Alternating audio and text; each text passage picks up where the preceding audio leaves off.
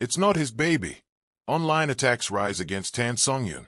They thought the worst was over, but the world had been quiet for too long, and in that silence something darker was growing, not behind hospital walls this time, but out in the open, where whispers became hashtags and questions turned into knives.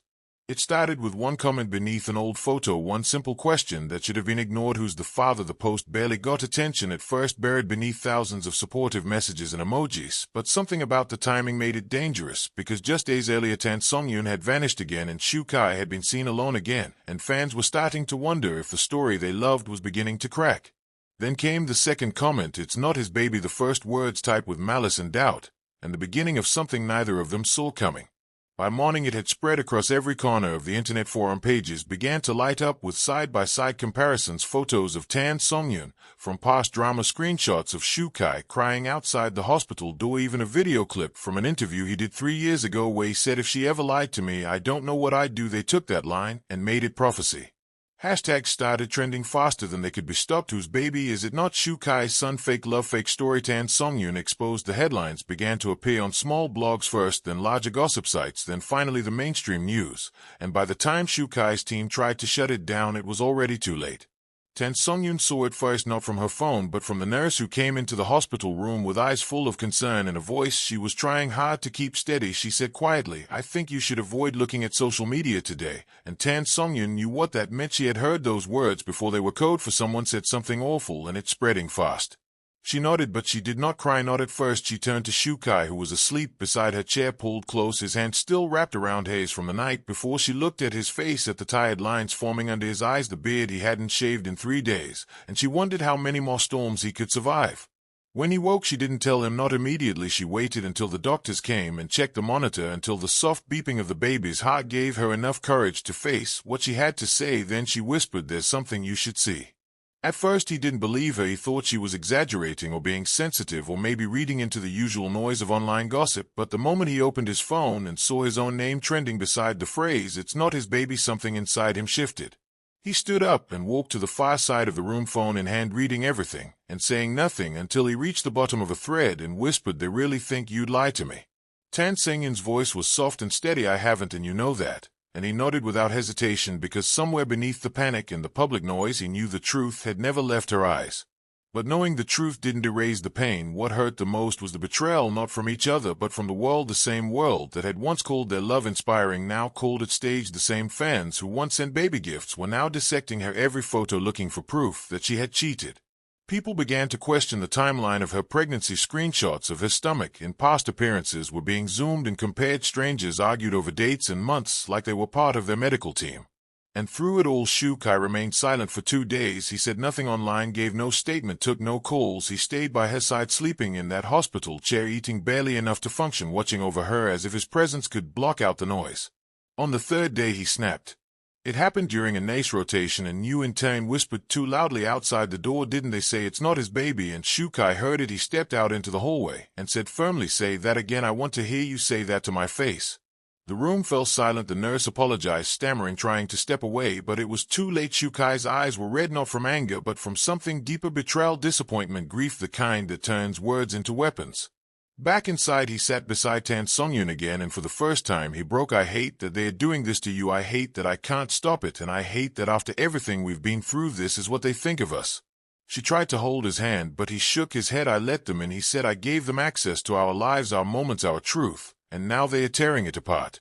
Later that night he posted something, a simple photo of Tan Songyun asleep in her hospital bed, her hand resting gently over her stomach, and his caption was just one sentence: "I know the truth, and I don't need your permission to love her." It exploded online within hours. Thousands reposted it, some in support, others in rage. Media outlets rushed to print headlines like "Shu Kai responds to paternity claims" or "Shu Kai doubles down on Tan Songyun romance," but no one really understood what it meant unless they had been in that room, unless they had heard her scream, unless they had seen her collapse in his arms more than once and watched him hold her like she was the only thing keeping him upright.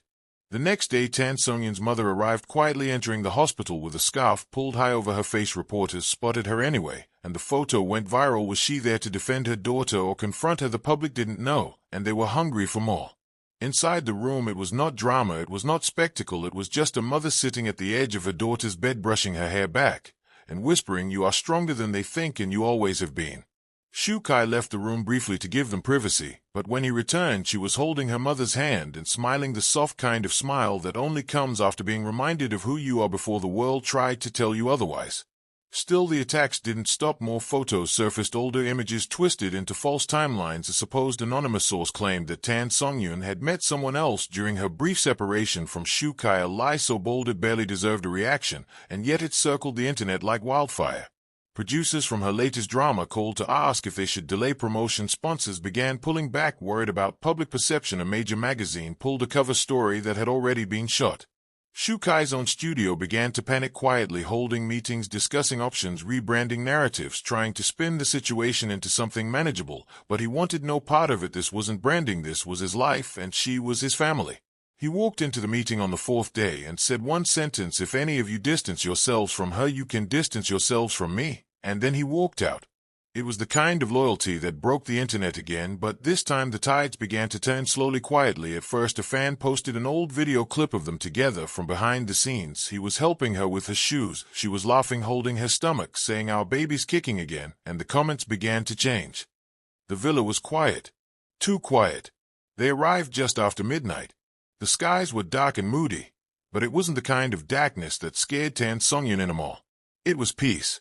Finally.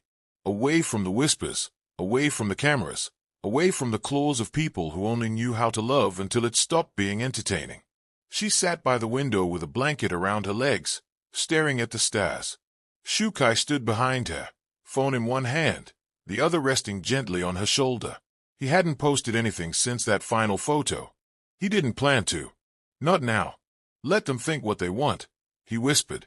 We know the truth. You know the truth. That's enough. But was it? In the quiet, questions grew louder. Her silence was no longer a shield but a weight. Every day she said she was fine. Every night her eyes said otherwise. One morning, Shukai returned from the kitchen to find her curled on the floor. Not from pain. From something else. Something heavier. Her face was pale, her hands pressed to her ears like she was trying to block out the world. "They're never going to stop, are they?" she said. "They'll just find something else tomorrow. Another lie. Another reason to hate me. What if this baby grows up and sees all of it? What if they read every word?"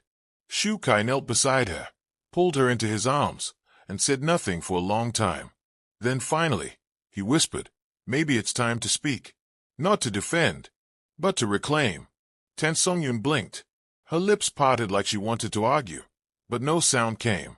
She looked into his eyes and saw it. The strength she had once carried alone now mirrored back at her. By the end of the day, the decision was made. Not a press conference. Not a denial. Just one video. One truth. One story. No edits. No filters. No scripts. She sat on a white couch, wearing a loose sweater, her hair tied back. Her voice trembled at first, but only for a moment. "You don't have to believe me," she said. "But I need to say this out loud. I didn't cheat. I didn't lie. And this baby is Shukai's. He knows it. I know it. The people who matter know it."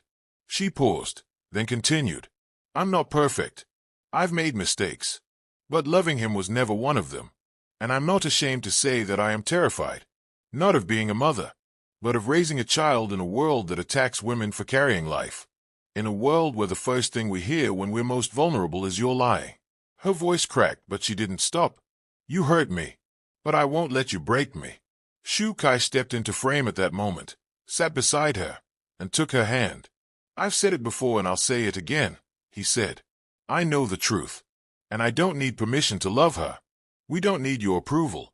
We never did." The video was uploaded at midnight. By sunrise, it had 40 million views. And the world changed. Suddenly, the silence shifted. The comments began to flood in. "I judged too fast. I'm so sorry. I cried watching this. I believe you." Some even shared their own pain, their own stories of being doubted, dismissed, humiliated. It wasn't just about a celebrity anymore. It was about what people hide. About the damage rumors can do. About the way women carry so much in silence until they are forced to scream just to be heard. By noon, several bloggers issued public apologies. One major outlet retracted its earlier story. And in an unexpected twist, A former critic of Tan Songyun posted a long message saying, "I believed the lie because it was easier than facing my own. Forgive me." But even as the tide turned, the scars remained. Tan Songyun still didn't sleep well. She still flinched when a notification lit up her phone. She still pressed her hands to her belly every morning, whispering promises that things would be better. And Shu Kai, he smiled more now, but only when she was looking. When she wasn't, his eyes remained dark, always watching, always fearing the next storm. One evening, just as the sun began to set behind the hills, she turned to him and asked, "When did it all become so complicated?" He laughed softly, not from joy, but exhaustion. "Maybe when we stopped living for ourselves." That night, they danced. No music, no cameras, just two people in a quiet house, swaying slowly, one hand on her belly, the other holding each other. In the background, messages continued to flood in. Offers to talk, invitations to tell their story on talk shows, media deals, interview requests. They ignored them all. Instead, they wrote something privately. A letter. Not for the press. Not for the world. For their child. "We may not have gotten everything right," it read. "But you were never a mistake. Not for 1 second. When the baby finally arrives, and the story is told years from now, maybe it won't be about hashtags or heartache. Maybe it'll just be about how two people chose to love anyway. And maybe, just maybe, that will be enough."